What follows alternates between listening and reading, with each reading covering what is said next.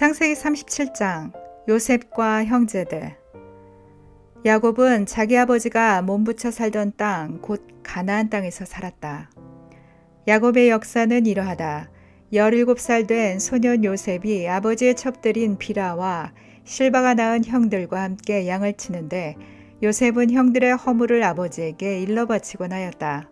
이스라엘은 느그막에 요셉을 얻었으므로 다른 아들들보다 요셉을 더 사랑하여서 그에게 화려한 옷을 지어서 입혔다. 형들은 아버지가 그를 자기들보다 더 사랑하는 것을 보고서 요셉을 미워하며 그에게 말 한마디도 다정스럽게 하는 법이 없었다. 한 번은 요셉이 꿈을 꾸고서 그것을 형들에게 말한 일이 있는데 그 일이 있은 뒤로부터 형들은 그를 더욱더 미워하였다. 요셉이 형들에게 말하였다. 내가 꾼 꿈 이야기를 한번 들어보셔요. 우리가 밭에서 곡식단을 묶고 있었어요. 그런데 갑자기 내가 묶은 단이 우뚝 일어서고 형들의 단이 나의 단을 둘러서서 절을 하였어요. 형들이 그에게 말하였다. 내가 우리의 왕이라도 될성 싶으냐? 정말로 내가 우리를 다스릴 참이냐? 형들은 그의 꿈과 그가 한 말 때문에 그를 더욱더 미워하였다.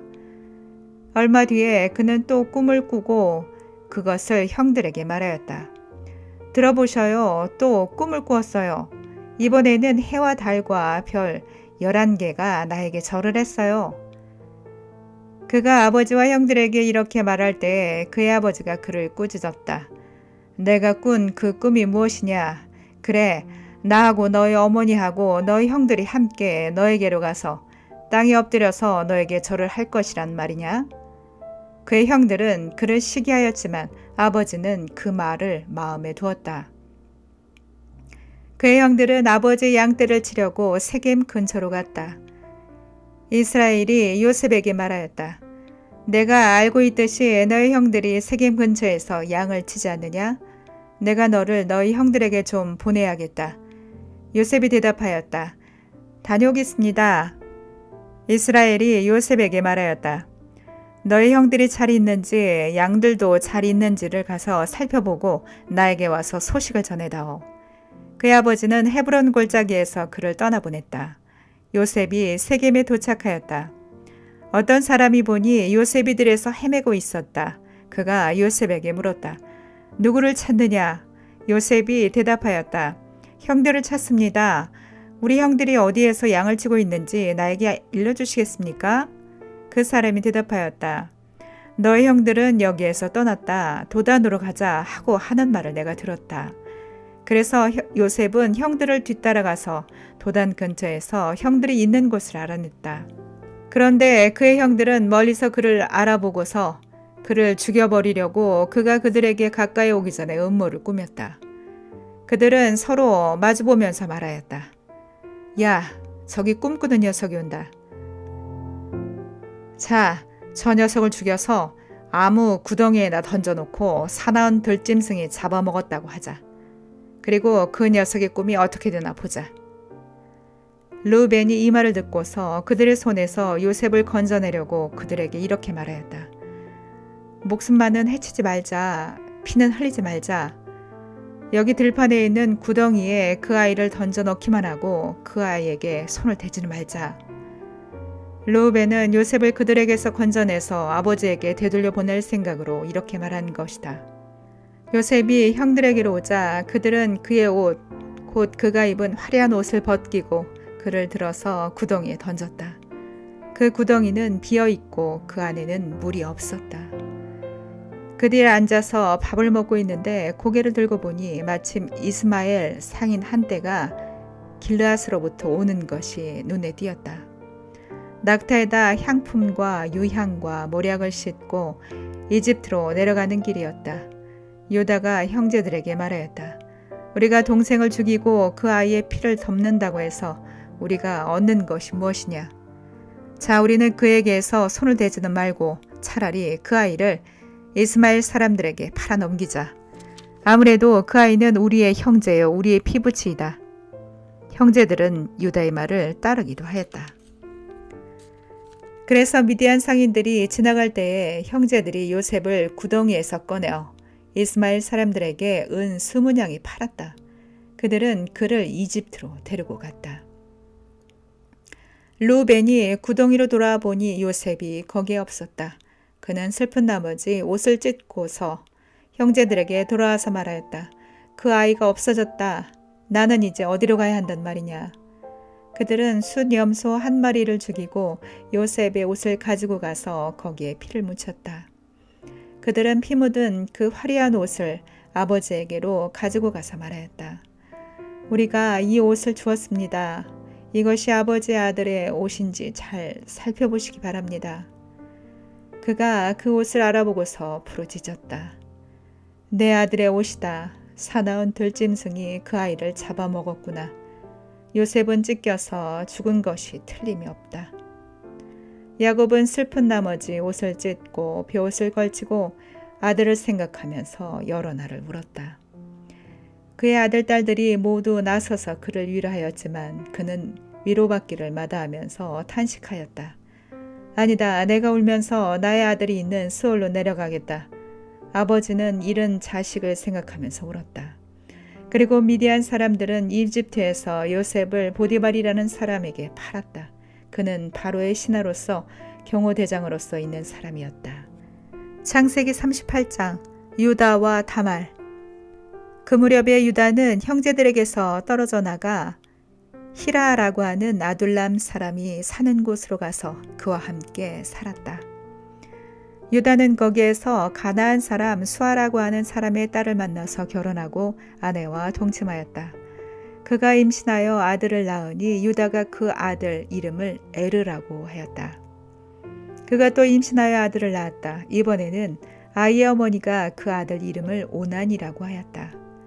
그가 또다시 아들을 낳고 이름을 셀라라고 하였다.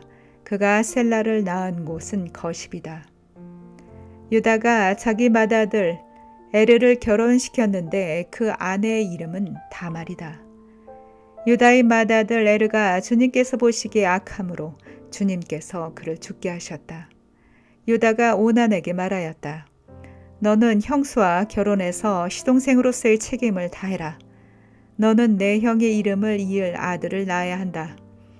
그러나 오난은 아들을 낳아도 그가 자기 아들이 안 되는 것을 알고 있었으므로 형수와 동침할 때마다 형의 이름을 이을 아들을 낳지 않으려고 정액을 땅바닥에 쏟아 버리고 나였다. 그가 이렇게 한 것이 주님께서 보시기에 악하였다. 그래서 주님께서는 오난도 죽게 하셨다. 유다는 자기의 며느리 다말에게 말하였다. 나의 아들 셀라가 다 클 때까지 너는 내 친정아버지 집으로 돌아가서 과부로 살고 있거라. 유다는 셀라를 다말에게 주었다가는 셀라도 제 형들처럼 죽을지 모른다고 생각하였다. 그 뒤에 오랜 세월이 지나서 수아의 딸 유다의 아내가 죽었다. 고글하는 기간이 끝났을 때 유다는 친구 아둘람 사람 히라와 함께 자기 양들의 털을 깎으러 딥나로 올라갔다. 다말은 너의 시아버지가 양털을 깎으러 딥나로 올라간다 하는 말을 전해 듣고서 과부의 옷을 벗고 너울을 써서 얼굴을 가리고 딥나로 가는 길에 있는 에나임 어귀에 앉았다. 그것은 막내 아들 셀라가 이미 다 컸는데도 유다가 자기와 셀라를 짝지어 주지 않았기 때문이다. 길을 가던 유다가 그를 보았지만 얼굴을 가리고 있었으므로 유다는 그가 창녀인 줄 알았다. 그래서 유다는 그가 자기 며느리인 줄도 모르고 길가에 서 있는 그에게로 가서 말하였다. 너에게 잠시 들렀다가 가마. 자, 들어가자. 그때 그가 물었다. 저에게 들어오시는 값으로 저에게 무엇을 주시겠습니까? 유다가 말하였다. 나의 가축대에서 새끼 염소 한 마리를 보내마. 그가 물었다. 그것을 보내실 때까지 어떤 물건이든지 담보물을 주시겠습니까? 유다가 물었다. 내가 너에게 어떤 담보물을 주랴? 그가 대답하였다. 가지고 계신 도장과 허리끈과 가지고 다니시는 지팡이면 됩니다. 그래서 유다는 그것들을 그에게 맡기고서 그에게 들어갔는데 다말이 유다의 아이를 임신하게 되었다. 다말은 집으로 돌아와서 너울을 벗고 도로 과부의 옷을 입었다. 한편 유다는 자기 친구 아둘람 사람 편에 새끼 염소 한 마리를 보내고 그 여인에게서 담보물을 찾아오게 하였으나 그 친구가 그 여인을 찾지 못하였다. 그 친구는 거기에 사는 사람들에게 에나임으로 가는 길가에 서 있던 창녀가 어디에 있느냐라고 물었다. 그러나 그들의 말이 거기에는 창녀는 없다고 하였다. 그는 유다에게 돌아가서 말하였다. 그 여인을 찾지 못하였네. 그보다도 거기에 사는 사람들이 그러는데 거기에는 창녀가 없다고 하네. 유다가 말하였다. 가질 테면 가지라지. 잘 못하다가는 창피만 당하겠네. 어찌하였든지 나는 새끼 염소 한 마리를 보냈는데 다만 자네가 그 여인을 찾지 못한 것뿐일세. 석 달쯤 지난 다음에 유다는 자기의 며느리 다말이 창녀짓을 하여 임신까지 했다는 소문을 들었다. 유다가 명하였다. 그를 끌어내서 화형에 처하여라. 그는 끌려 나오면서 시아버지에게 전가를 보냈다. 저는 이 물건이 임자의 아이를 배웠습니다 하고 말하였다. 다말은 또 말을 계속하였다. 잘 살펴보십시오. 이 도장과 이 허리끈과 이 지팡이가 누구의 것입니까? 유다는 그 물건들을 알아보았다. 그 아이가 나보다 옳다. 나의 아들 셀라를 그 아이와 결혼시켰어야 했는데 하고 말하였다. 유다는 그 뒤로 다시는 그를 가까이 하지 않았다. 다말이 몸을 풀 때가 되었는데 태 안에는 쌍둥이가 들어있었다. 아기를 막 낳으려고 하는데 한 아이가 손을 내밀었다. 산파가 진홍색 실을 가져다가 그 아이의 손목에 감싸고서 말하였다. 이 아이가 먼저 나온 녀석이다. 그러나 이 아이는 손을 안으로 다시 끌어들였다. 그런 다음에 그의 아우가 먼저 나왔다. 산파가 어찌하여 내가 터뜨리고 나오느냐 하고 말하였다.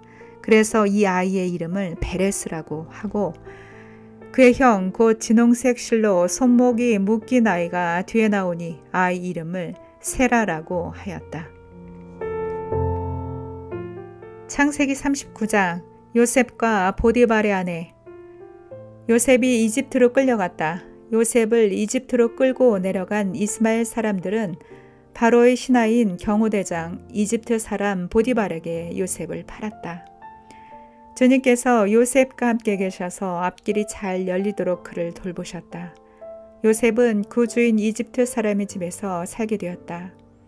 그 주인은 주님께서 요셉과 함께 계시며 요셉이 하는 일마다 잘 되도록 주님께서 돌보신다는 것을 알았다.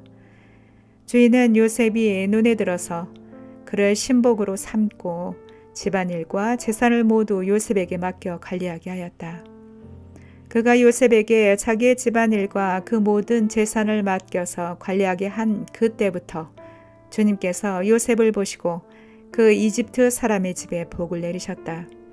주님께서 내리시는 복이 주인의 집안에 있는 것이든지 밭에 있는 것이든지 그 주인이 가진 모든 것에 미쳤다.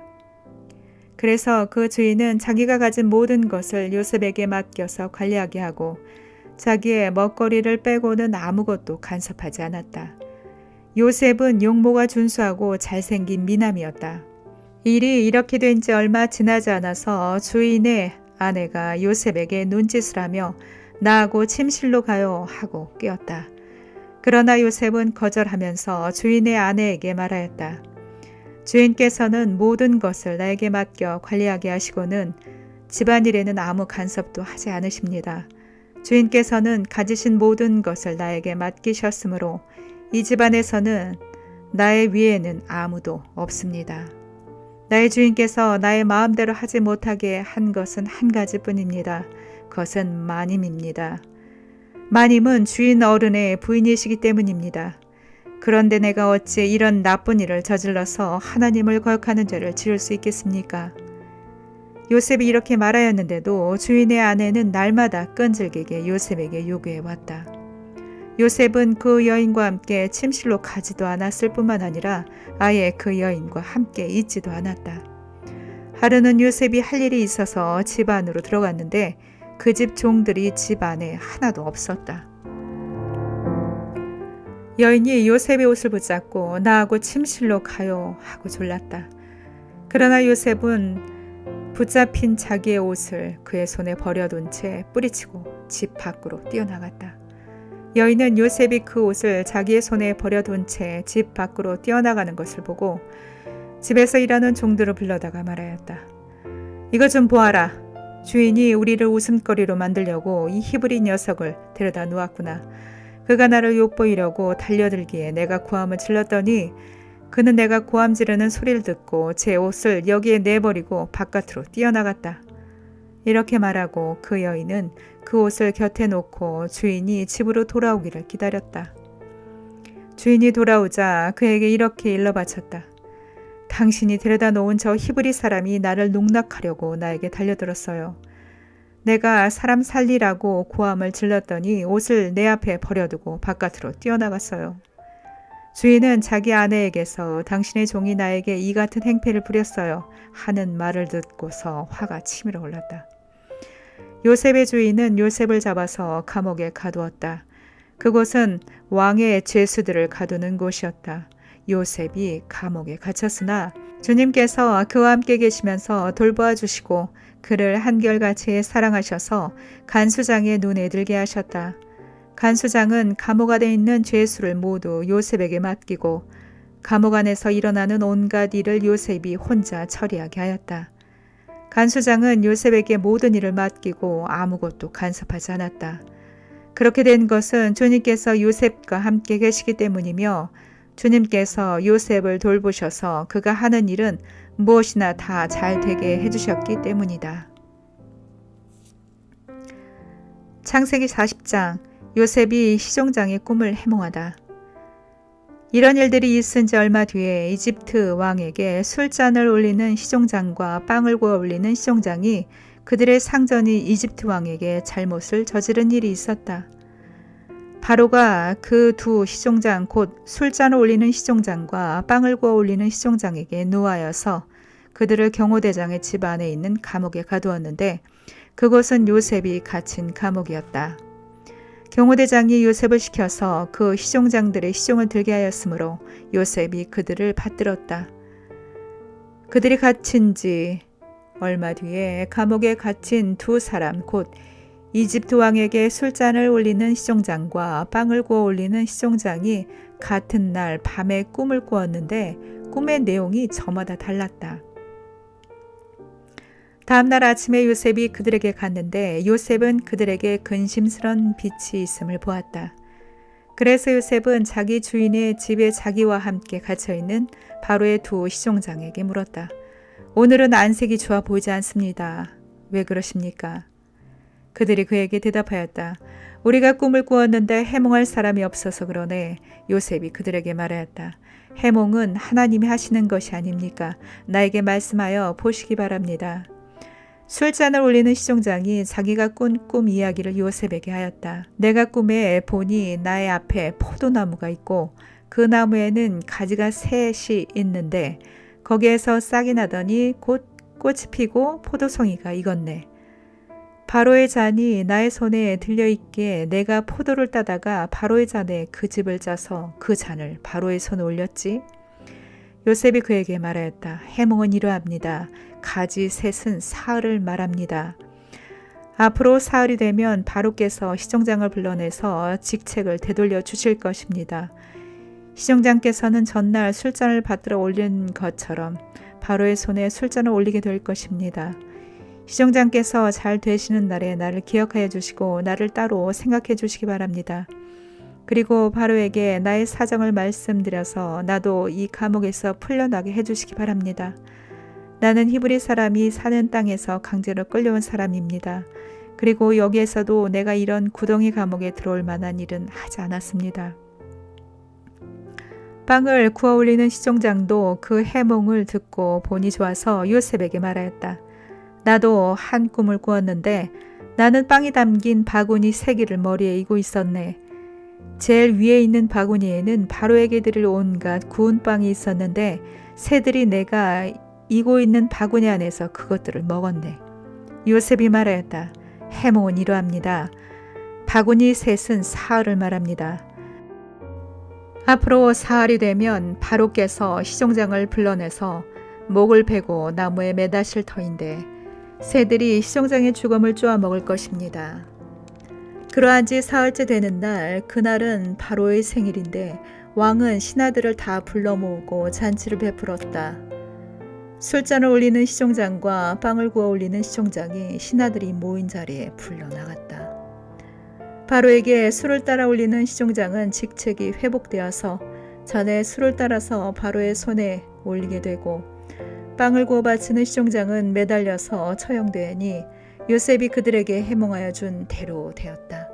그러나 술잔을 올리는 시종장은 요셉을 기억하지 못하였다. 그는 요셉을 잊고 있었다. 창세기 41장. 요셉이 바로의 꿈을 해몽하다. 그로부터 만 2년이 지나서 바로가 꿈을 꾸었다. 그가 나일 강가에 서 있는데 잘생기고 살이 찐 암소 7마리가 강에서 올라와서 길밭에서 풀을 뜯는다. 그 뒤를 이어서 흉측하고 야윈 다른 암소 7마리가 강에서 올라와서 먼저 올라온 소들과 함께 강가에 선다. 그 흉측하고 야윈 암소들이 잘생기고 살이 찐 암소들을 잡아먹는다. 바로는 잠에서 깨어났다.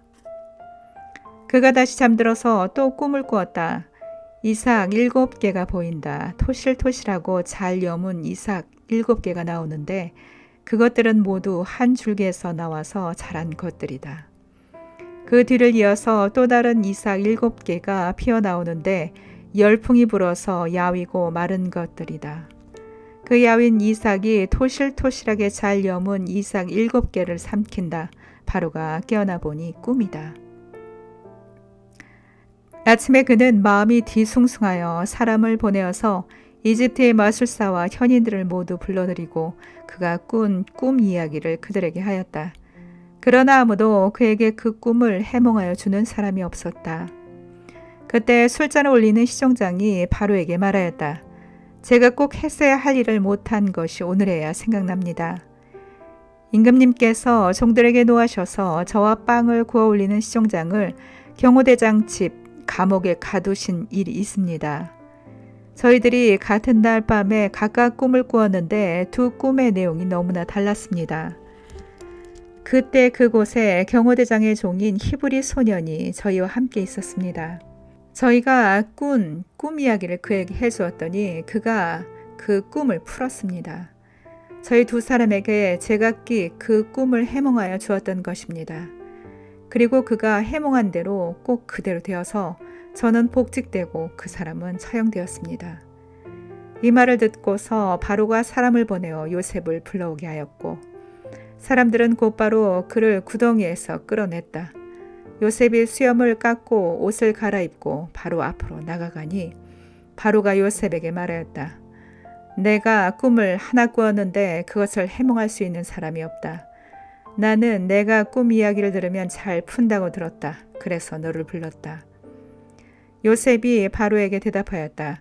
저에게는 그런 능력이 없습니다. 임금님께서 기뻐하실 대답은 하나님이 해주실 것입니다. 바로가 요셉에게 말하였다. 꿈에 내가 나일 강가에 서 있는데 살이 찌고 잘생긴 암소 7마리가 강에서 올라와서 갈밭에서 풀을 뜯었다. 그것들의 뒤를 이어서 약하고 아주 흉측하고 야윈 다른 암소 7마리가 올라오는데 이집트 온 땅에서 내가 일찍이 본 일이 없는 흉측하고 짝이 없는 그런 암소들이었다. 그 야위고 흉측한 암소들은 먼저 올라온 기름진 암소 7마리를 잡아먹었다. 흉측한 암소들은 살이 찐 암소들을 잡아먹었는데도 여전히 굶은 암소처럼 흉측하였다. 그리고는 내가 깨어났다. 내가 또다시 꿈에 보니 한 줄기에서 자란 이삭 7개가 있는데 잘 여물고 실한 것들이었다. 그것들의 뒤를 이어서 다른 이삭 7개가 피어나오는데 열풍이 불어서 시들고 야위고 마른 것들이었다. 그 야윈 이삭이 잘 여문 7 이삭을 삼켜버렸다. 내가 이 꿈 이야기를 마술사와 현인들에게 들려주었지만 아무도 나에게 그 꿈을 해몽해주지 못하였다. 요셉이 바로에게 말하였다. 임금님께서 2번 꾸신 꿈의 내용은 다 같은 것입니다. 임금님께서 장차 하셔야 할 일을 하나님이 보여주신 것입니다. 그 좋은 암소 7마리는 7회를 말하고 잘 여문 이삭 7개도 7회를 말하는 것입니다. 두 꿈이 다 같은 내용입니다. 뒤따라 나오고 야위고 흉측한 암소 7마리나 열풍에 말라버린 쓸모없는 이삭 7개도 역시 7해를 말합니다. 이것들은 흉년 7해를 말하는 것입니다. 이제 제가 임금님께 말씀드린 바와 같이 임금님께서 앞으로 하셔야 할 일을 하나님이 보여주신 것입니다. 앞으로 올 7해 동안에는 온 이집트 땅에 큰 풍년이 될 것입니다. 그런데 곧 이어서 7해 동안 흉년이 될 것입니다. 그렇게 되면 이집트 땅에 언제 풍년이 있었냐는 듯이 지나간 일을 다 잊어버리게 될 것입니다. 그리고 기근이 이 땅을 황폐하게 할 것입니다. 풍년이 든 다음에 오는 흉년은 너무나도 심하여서 이집트 땅에서는 아무도 그 전에 풍년이 든 일을 기억하지 못할 것입니다. 임금님께서 같은 꿈을 2번이나 거듭 꾸신 것은 하나님이 이 일을 하시기로 이미 결정하시고 그 일을 꼭 그대로 하시겠다는 것을 말씀해 주시는 것입니다. 이제 임금님께서는 명철하고 슬기로운 사람을 책임자로 세우셔서 이집트 땅을 다스리게 하시는 것이 좋을 듯합니다. 임금님께서는 전국의 관리들을 임명하셔서 풍년이 계속되는 7해 동안에 이집트 땅에서 거둔 것의 5분의 1을 해마다 받아들이도록 하심이 좋을 듯합니다. 앞으로 올 풍년에 그 관리들은 온갖 먹거리를 거두어들이고 임금님의 권한 아래 각 성읍에 곡식을 갈무리하도록 하십시오. 이 먹거리는 이집트 땅에서 7해 동안 이어갈 흉년에 대비해서 그때 이 나라의 사람들이 먹을 수 있도록 갈무리해 두셔야 합니다. 그렇게 하시면 기근이 이 나라를 망하게 하지 못할 것입니다. 바로와 모든 신하들은 이 제안을 좋게 여겼다. 바로가 신하들에게 말하였다. 하나님의 영이 함께하는 사람을 이 사람 말고 어디에서 또 찾을 수 있겠느냐. 바로가 요셉에게 말하였다. 하나님이 너에게 이 모든 것을 알리셨는데 너처럼 명철하고 슬기로운 사람이 어디에 또 있겠느냐. 내가 나의 집을 다스리는 책임자가 되어라. 나의 모든 백성은 너의 명령을 따를 것이다. 내가 너보다 높다는 것은 내가 이 자리에 앉아 있다는 것뿐이다.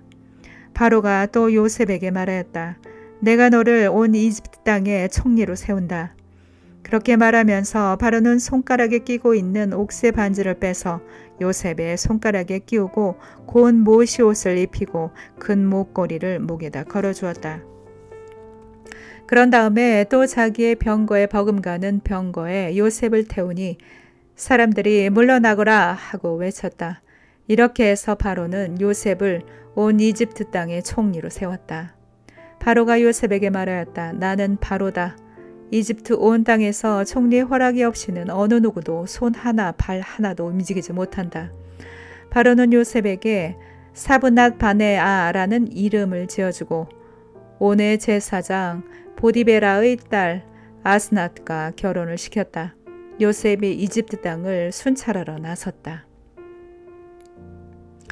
요셉이 이집트 왕 바로를 섬기기 시작할 때에 그의 나이는 30살이었다. 요셉은 바로 앞에서 물러나와서 이집트 온 땅을 두루 다니면서 살폈다. 풍년을 이룬 7해 동안에 땅에서 생산된 것은 대단히 많았다. 요셉은 이집트 땅에서 7해 동안 이어간 풍년으로 생산된 모든 먹거리를 거둬들여 여러 성읍에 저장해 두었다. 각 성읍 근처 밭에서 나는 곡식은 각각 그 성읍에 쌓아두었다. 요셉이 저장한 곡식의 양은 엄청나게 많아서 마치 바다의 모래와 같았다.